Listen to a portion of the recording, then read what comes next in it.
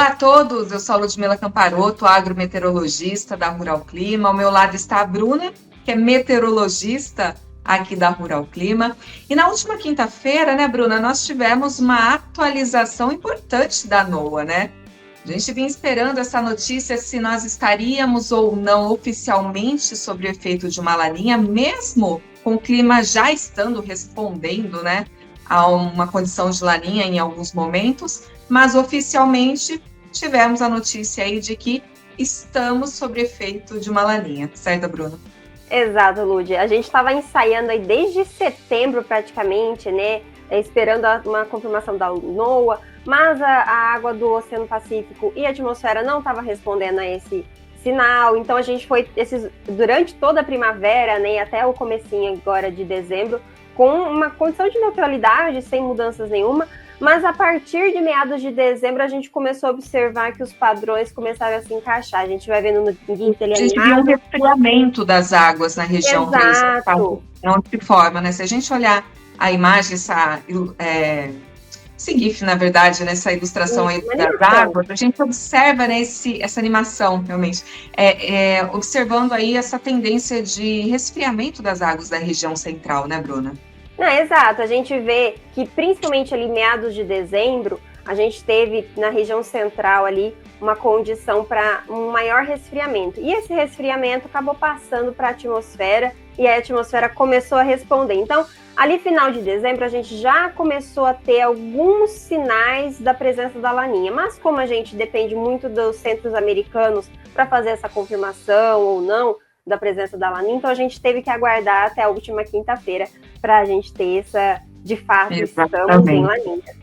E nós temos os gráficos que apontam, né, os gráficos publicados pela NOAA, né, Bruna, que indicam aí, então, esse pico de laninha oficialmente acontecendo agora dentro do mês de janeiro, né, uma laninha de fraca intensidade ainda, certo? A gente, como eu falei, né, o sinal da laninha começou a aparecer ali em meados de dezembro, né? Então, com a confirmação dela agora, em janeiro, então a gente tem mais ou menos o pico dela ocorrendo já nesse momento. Então, a gente tem, o que a gente chama de pico seria aquele ponto mais intenso dela. E lembrando que essa laninha não deve ser forte e também não deve ser duradoura, né?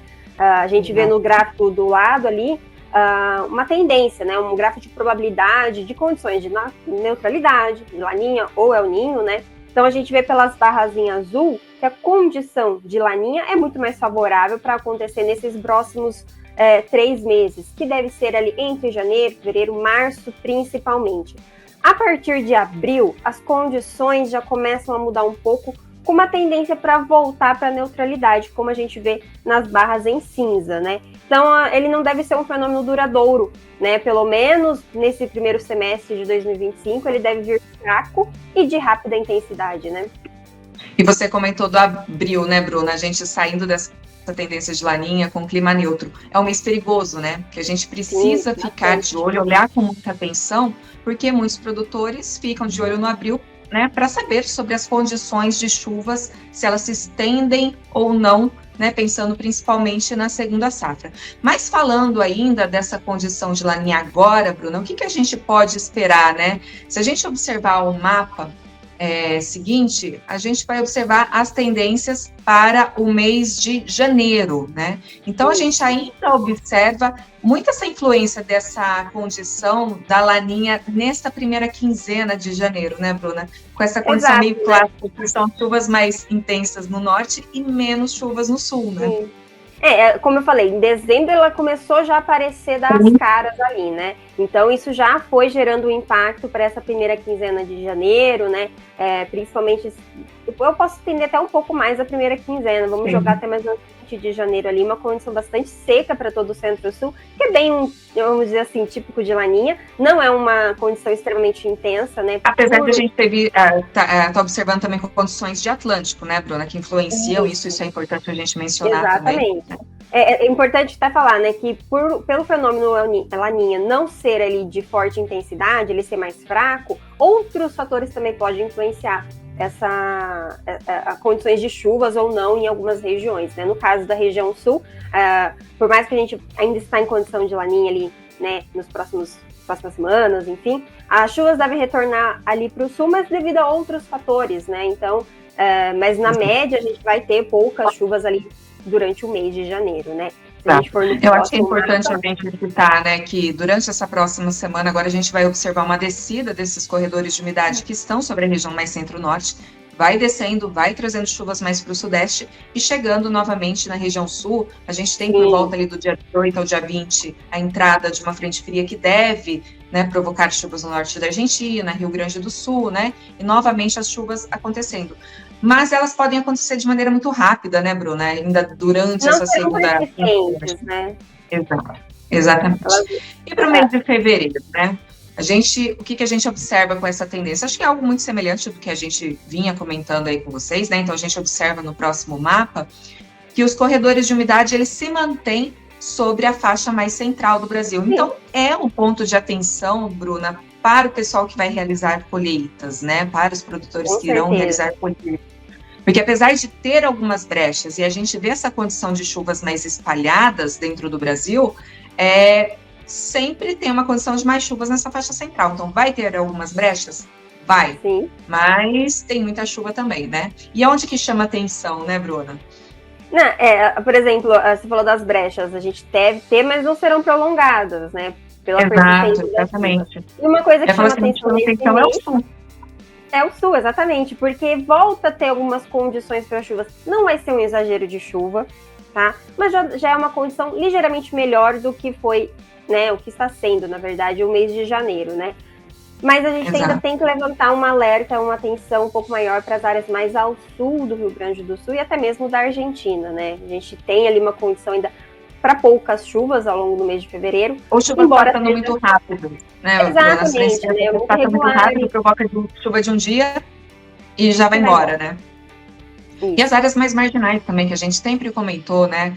Que são algumas áreas aí do Piauí, do oeste da Bahia, que podem ter alguns períodos com um pouquinho menos chuvas quando elas ficarem mais concentradas nesse corredor central. Mas eu acho que dificilmente nessas áreas ali mais do Mato Piba você tem um período prolongado ali sem chuvas. Né? É muito longo, né? É quase que uma característica ali, querendo ou não, de uma presença da Laninha, né? A gente pode ter ainda... Bruna, mas vamos pôr o mapa de março. Isso mesmo. Né? Olha como os corredores de umidade sobem. Sim, começa a levar chuva muito mais lá para cima e a gente também tem a descida da zona de convergência intertropical. Então, junta essas duas zonas de convergência, né, elas se unem, vamos dizer assim, e leva chuvas bastante frequentes para toda essa faixa mais centro ali do Mato Piba, né, que costuma já receber bastante volume de chuva nessa época do ano, né? Exatamente. E a região sul vem com chuvas, mas a gente também com essa condição de chuvas um pouco mais irregulares em alguns momentos. Eu acho que é um ponto de atenção, né? Assim como vai ser o abril, se a gente observar no próximo mapa, a gente vai ter que observar muito essa condição de laninha, né? Se ela vai subir, se ela não vai, depois a gente fala um pouco mais lá para frente do abril, mas a gente tem que observar muito essa condição dessa laninha, se ela vai realmente ganhar intensidade, ou se ela vai perdendo, quanto que ela vai se prolongar, né? Ou não, exatamente. É porque a projeção da NOAA indica que a partir de abril ela deve começar a perder força para entrar numa neutralidade, mas às vezes ela pode se estender uma ou duas semaninhas a mais, né? E isso também já influencia nas chuvas. A gente tem uma subida um pouquinho antecipada, mas eu acho que é algo que fica aí para os próximos boletins, né? Para a gente conversar. Exato. Bruna, mais alguma colocação? Não, acho que para esse vídeo de hoje a gente explicou bem, né, nossa nova condição climática que a gente vai se encontrar aqui pelo menos nesse primeiro trimestre de 2025, né? O que vai influenciar o clima, quais as condições e as regiões para ficar em alerta, né? Exatamente. A gente tem um recadinho para vocês, que a Errara, né, ela sempre tem soluções para qualquer problema, né, que o produtor encontra ali no campo. A Errara tem soluções. E para falar um pouquinho melhor sobre isso, eu convido a Kellen Severo.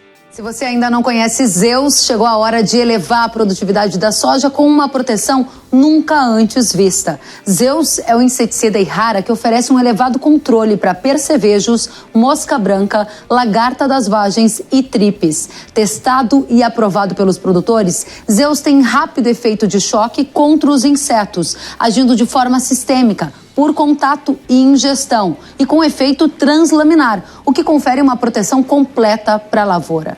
Na última safra, a mosca branca e percevejos causaram prejuízos, reduzindo a qualidade dos grãos e a produtividade em até 30% em alguns casos. Mas agora, graças a Zeus, a soja conta com uma inovação tecnológica de alta performance para o campo. Na hora H, eleve a sua produtividade a um novo patamar com os Zeus da Yara.